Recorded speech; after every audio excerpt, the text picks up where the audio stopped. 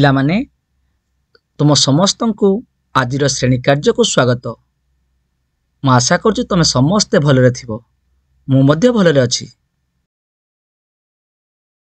आस आज तुम सप्तम श्रेणी रे भूगोल पाठ्यक्रम गोटे पाठ पढ़िबा। तमे कहिल पिले जीव जगत बंची रहिबा पई कोन आवश्यक? हाँ, सबुठ गुरुत्वपूर्ण होउची प्रश्वास और निश्वास। से सब कौटी आमे पाइबू ना से सब वायुमंडल रे थाए। वायुमंडल जगु आमे प्रश्वास नेबा एवं निश्वास छाड़िबा संभव ही पारुची। तेबे आस तुम भूगोल बहिर वायुमंडल विभिन्न स्तर विषय आज आमे आलोचना करिबा। एही आलोचना रे तमे कौन शिखिबो ना वायुमंडल विभिन्न स्तर गुडी को जानिबो एवं चित्र माध्यम रे चिन्हट करि परिबो। देख ए चित्र तुमे कौन देखुच? ए चित्र रे तुमे पृथ्वीटी को देखुच। आ पृथ्वी परे ऊपर सब कौन अछि देखुच? ना चारि पाखे वायुमंडल घेरी रहिछि। तेबे ए वायुमंडल जो घेरी रहिछि ताहा विभिन्न स्तर रे विभक्त ही रहिछि। साधारणतः 5टी स्तर देई वायुमंडल आमर कार्य करुछि।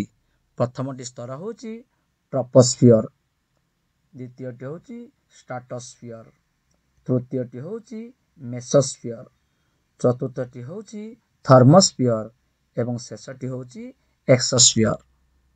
ए 5टी स्तर आम वायुमंडल रे रहिछि। तुमे कहिलो आम पृथ्वी पृष्ठ को कोउटा छुई करी अछि? ना ट्रोपोस्फियर आम पृथ्वी पृष्ठ को छुई करी रहिछि। तुमे कहिलो पिले ट्रोपोस्फियर कहले कोन बुझुछ? ना वायुमंडल रो सर्वनिम्न स्तर ओ पृथ्वी को लागि करी रहिछि जो स्तरटी ताकू ट्रोपोस्फियर कहा जाए।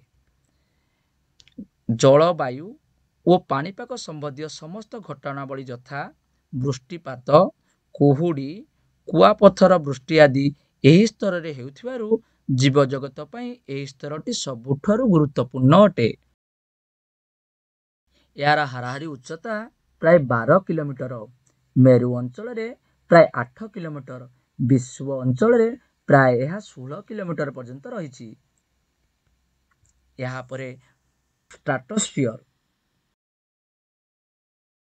12 किलोमीटर जाई सारिछि। तापरे कोन आसीबो? ना स्ट्राटोस्फियर आसीबो। एही स्तरर धूलिकणा ओ जलीय बाष्प नथिबारु मेघ बा जलवायु संबंधी घटना एठारे संघटित हुए नाही।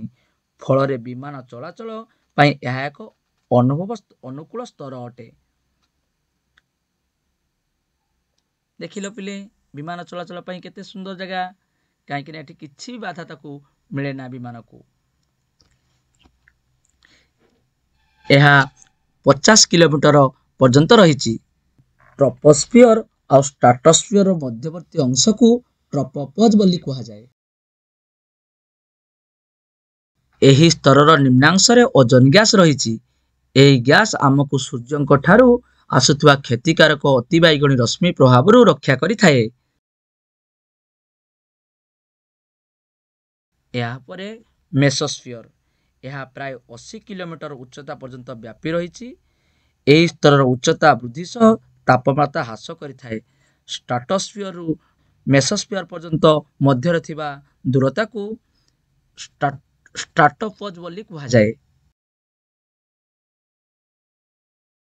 एही स्तरर उच्चता वृद्धि सह तापमात्रा ह्रास पाई थाए।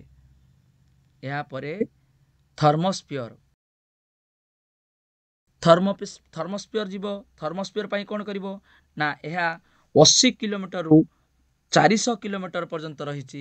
तार मध्यवर्ती स्थान को मेसोपोज बोली कहा जाए। एही स्तरर निम्न भागरे आयन कणिका गुड़िक घनीभूत होई रही थांती। तेणु एही निम्न अंश को आयनस्फियर कहा जाए। एही स्तर को बेतार तरंग प्रसारण स्तर मध्य कहा जाय थाए।